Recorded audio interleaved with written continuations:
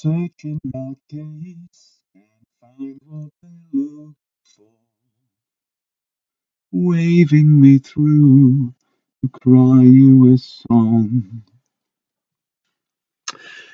Yes, good afternoon, people. This is what I was presented with this morning. I just thought I'd show you that.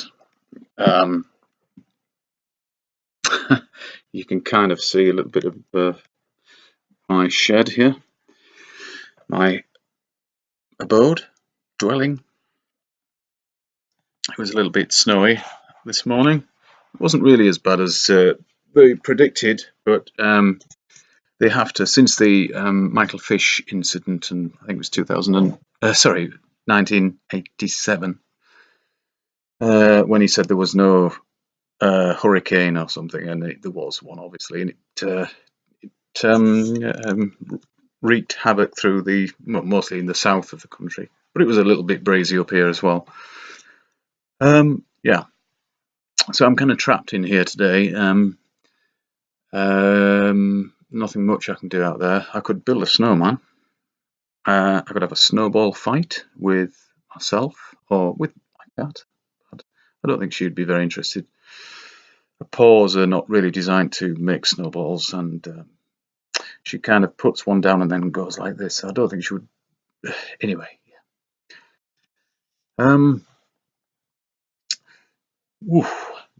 So I'm not complaining about snow, because whatever comes, I can't really do anything about it.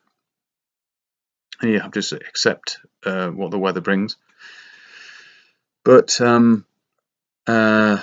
I get sort of a bit frustrated, I suppose, if I can't get on. Anyway, last night yesterday I downloaded a couple of YouTube vids, and the latest from Dell. His Hangout was he was superb, really good, with Gav and Nick from Phuket Word and Merle. A great conversation about good and evil, and how we about the judgment. Who judges good and evil? Where did it come from? Is it something we're born with? Is it nurture versus nature? You could talk about that forever, actually, and probably never resolve it.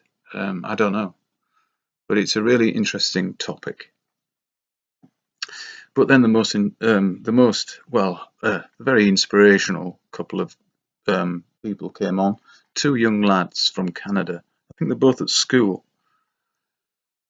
Both still at school, yet they're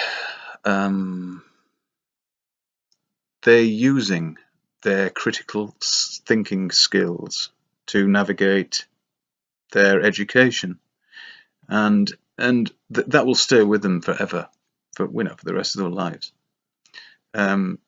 So they've got a bright future. It is essential that for a bright future, I think.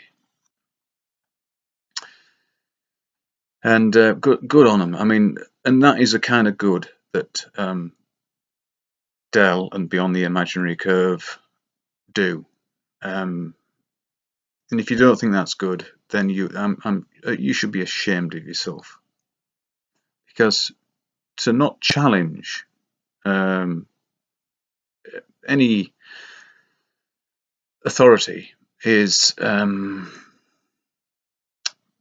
it's lame, and how can you progress as an individual if you can't think for yourself? You just handed all the information and then believe it. Dear me. You see, that in my opinion, that's what used to happen a couple of centuries ago, or probably even less. about God and religion, people just assumed that the Bible was the word of God, and therefore everything in it was true, and you had to adhere to that way of thinking to be a good or good person, then go to heaven, which was your ultimate aim. You didn't want to go to hell or purgatory, because that was going to be a little bit well, it would be less good than your life here, and heaven was the paradise that we'd all been promised. And of course, that's not how it is. There's definitely a creator, but how can you for one moment think that the creator is the all-loving Christian God, or any religion's God, if they're professed to be all-loving? Because all you have to do is look around and realize that a load of shit happens. And if God loved us, he wouldn't allow that to happen. So, who or whatever the creator is, it's not Christian God. Anyway, I did actually really enjoy Harry Growler's rebuttal of was it Foxy 6020? Foxy 6020, I think. Freedom for Tooting, Foxy.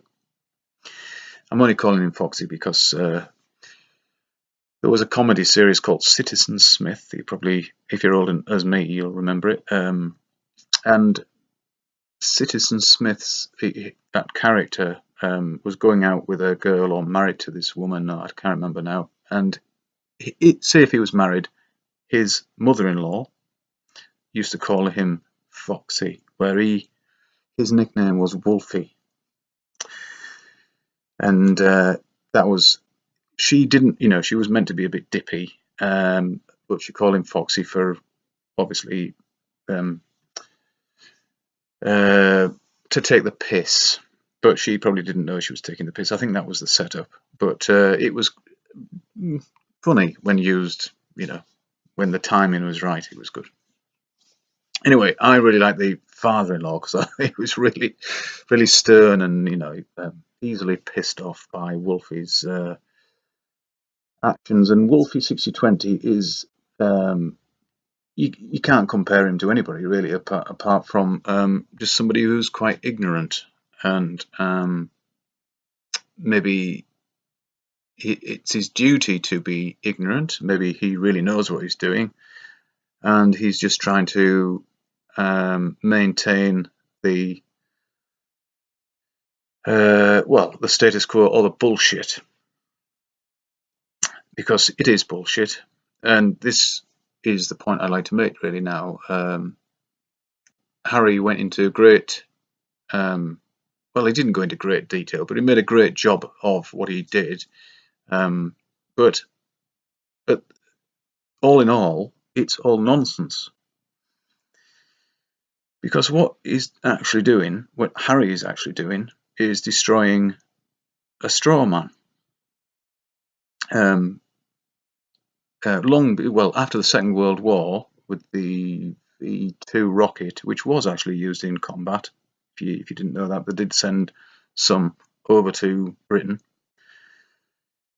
I think they were launched from Poland or Holland. Anyway, wherever they were launched from, it wasn't that far, far enough, but not that far from the target, which was mainly London. And anyway, yeah. By that time, they were clutching at straws a bit, but they did actually make it work, the V2 rocket. And since then, since the end of the war, the media has kind of turned to space. And of course, Einstein invented space, really, you could say. He dismissed the ether. He brought in relativity, which is all bullshit. Anyway, I can't get into him because he was just a puppet, another puppet. And more or less everything he said was bullshit. Yet the media portrayed him as some kind of genius, and then promoted space, the vacuum of space, the infinite vacuum of space, and then space travel, cartoons and films, and of course science fiction writers wrote books and scripts, and some of the books were turned into films, and then there were Lost in Space and Star Trek and Forbidden Planet, and all these things happened before they went to the moon or pretended to go to the moon, just to prepare the public. And all it is total nonsense. There's no space. There's no such thing as space. So when the Tesla Roadster appeared on your television screens, looking like something that you would see out of the Enterprise window, of course it wasn't really there. It was all done in a studio, and not very well, in my opinion. It's obviously not real. Obviously. And for Harry to have to waste his time destroying Fox's bullshit rebuttal, it's all fucking nonsense, because it's not really there. The vacuum of space, the infinite vacuum of space, isn't really there. But it's a huge playground for Hollywood and the BBC or any other bullshit organisation that lies to children and to us lot, of course, to adults.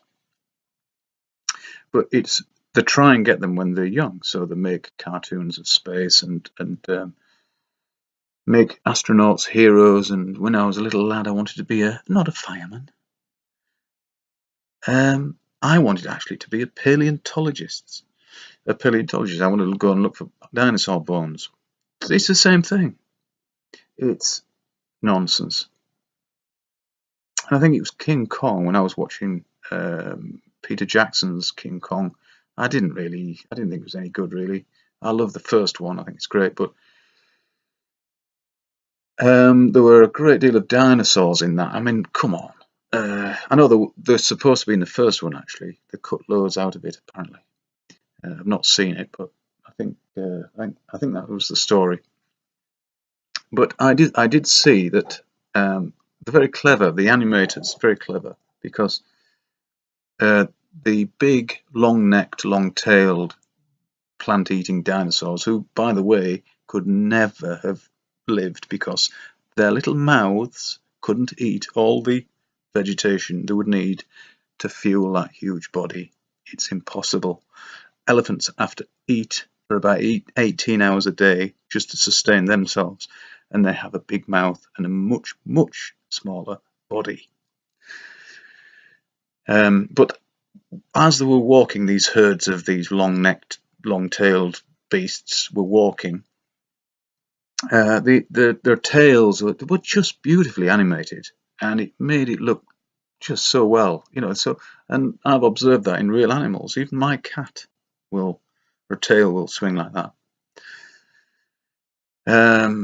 So they're very clever. They make you believe that all these things were there once, really existed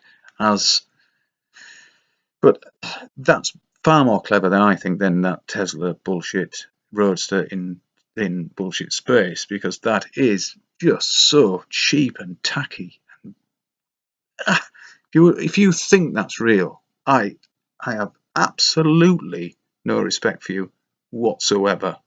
Your brain, you're lost in space.